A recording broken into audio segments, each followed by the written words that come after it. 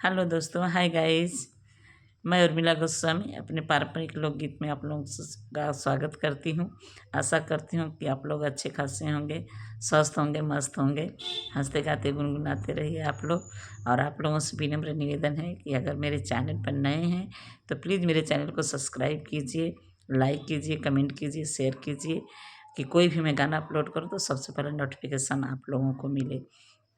और मैं आज आप लोगों को एक शिव चर्चा गीत सुनाने जा रही हूँ।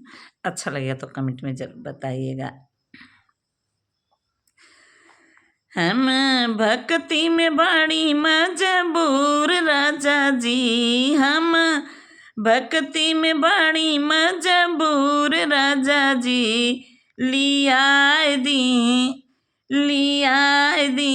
भंगिया धतूर राजा जी, लिया दी भंगिया धतूर राजा जी।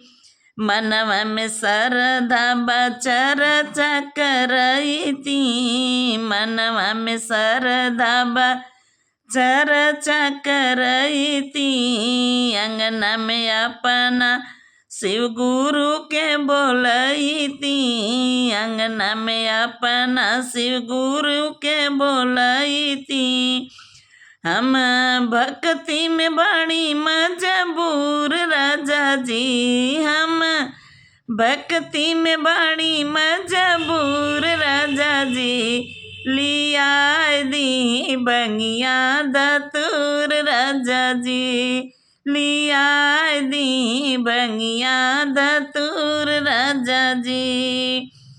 हम भक्ति में बड़ी मजबूर राजा जी, हम भक्ति में बड़ी मजबूर राजा जी, लिया दी बंगिया धतूर राजा जी, लिया दी बंगिया धतूर राजा जी। नहीं मांगी पैसा रुपया, नहीं मांगी सोना, नहीं मांगी पैसा रुपया, नहीं मांगी सोना, चर्चा से भर जाए सैया कोना कोना, चर्चा से भर जाए सैया कोना कोना।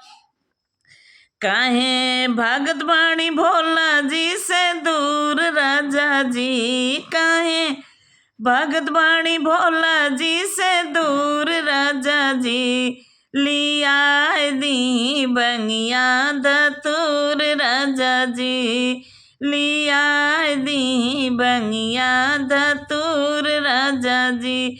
हम भक्ति में बड़ी मजबूर राजा जी, हम भक्ति में बड़ी मजबूर राजा जी, लिया दी बंगिया धतूर राजा जी, लिया दी बंगिया धतूर राजा जी। भोला के भक्ति में भइल बाटी पागल, भोला के भक्ति में भइल बाटी पागल, शिव के चरनिया में आसरा लागल, शिव के चरनिया में आसरा लागल। गुरु कृपा बरसैये भरपूर राजा जी, गुरु कृपा बरसैये भरपूर राजा जी, लिया दी बंगिया धतूर राजा जी, लिया दी बंगिया धतूर राजा जी।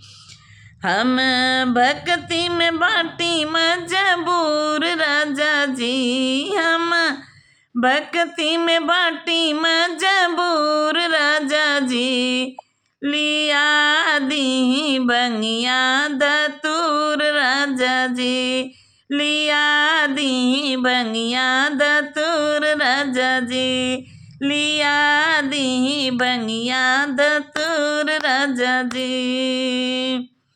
नमस्कार। भजन कैसा लगा कमेंट में ज़रूर बताइएगा।